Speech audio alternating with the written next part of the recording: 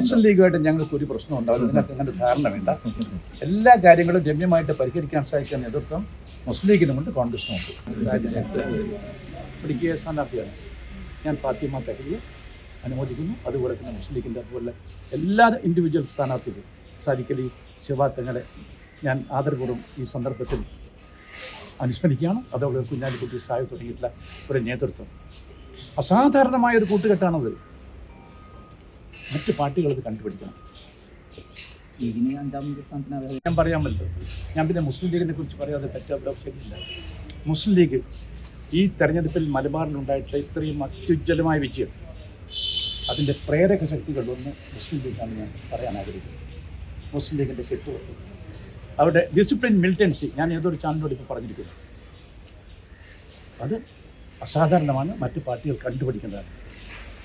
അവർ കോൺഗ്രസിനെ വിഭജിക്കാൻ വേണ്ടി, ഐക്യജനാധിപത്യത്തെ വിഭജിക്കാൻ വേണ്ടി, ഭരണമാറ്റം ഉണ്ടാക്കാൻ വേണ്ടി അവർ കാണിച്ച ആത്മാർത്ഥമായ സമീപനം മറ്റെല്ലാ രാഷ്ട്രീയ പാർട്ടികൾക്കും മാതൃകയാണ്. എല്ലാ കാലത്തും ഞങ്ങളുടെ വിശ്വസ്തരായിട്ട് പാർട്ട്ണറാണ് മുസ്ലിം ലീഗ്. പ്രവീണിൻ്റെ വിജയത്തിന് വേണ്ടിയിട്ട് മുസ്ലിം ലീഗ് ആത്മാർത്ഥമായി പ്രവർത്തിച്ചു.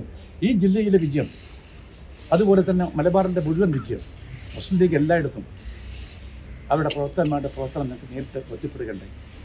അവർ നിർത്തിയ സ്ഥാനാർത്ഥികൾ എല്ലാം നല്ലവരാണ്. അവർ ചരിത്രം സൃഷ്ടിച്ചവരാണ്. പേരാമ്പ്രയിൽ സ്ഥാനാർത്ഥിയെടുത്ത് പരിശോധിക്കും. ഒരു കൊച്ചു പെൺകുട്ടി മിടുക്കി, അവരെ കണ്ടപ്പോൾ തന്നെ ഞാൻ പറഞ്ഞത് ജയിക്കുന്നു. ഡിഫിക്കൽട്ടാണെന്ന് എനിക്കറിയാം. ആ കോൺഫിഡൻസിനെ കുറിച്ച് ആരെക്കാളും നന്നായിട്ട് എനിക്കറിയാം. കമ്മ്യൂണിസ്റ്റ് പാർട്ടിക്ക് ശക്തമായ വേരോട്ടമുള്ള ഒരു നിയോജകമണ്ഡലം പേരാമ്പ്ര. കുട്ടി ജയിക്കുമെന്ന് പറഞ്ഞു, ജയിച്ചു.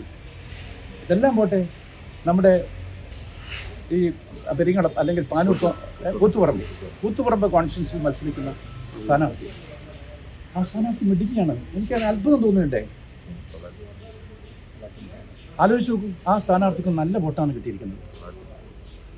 ചെറിയ വോട്ടിൻ്റെ വ്യത്യാസത്തിനാണ് പരാജയപ്പെട്ടത്. അതാണ് പറഞ്ഞത്, ചുണ്ടിനും കപ്പിനിടയിലാണ് പരാജയം ഏറ്റുവാങ്ങിയിട്ട് വന്നത്. ജയിക്കുമെന്ന് ഞാൻ വിശ്വസിച്ചൊരു സ്ഥാനാർത്ഥിയായിരുന്നു സ്ഥാനാർത്ഥി. മുസ്ലിം ലീഗിനെ ഞാൻ അഭിനയിക്കുന്നു. 2 ആളുകൾ, അതും ഒരു ഹിന്ദുവാണ് ആ കുട്ടി. മുസ്ലിം ലീഗ് നിങ്ങൾ പറയും മുസ്ലിം ലീഗ് വെറും മുസ്ലിങ്ങൾക്ക് വേണ്ടി മാത്രം നിൽക്കുന്ന പാർട്ടിയാണ്. അതൊക്കെ മാറിയിരിക്കുന്നു. അതൊക്കെ നിങ്ങൾ തെറ്റിദ്ധാരണയാണ്. ഒരു മതേതര പാർട്ടിയാണ് മുസ്ലിം ലീഗ് എന്ന് കാണിച്ച ഒരു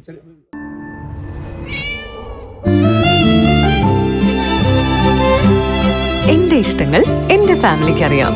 ഫാമിലി വെഡിംഗ് സെന്റർ.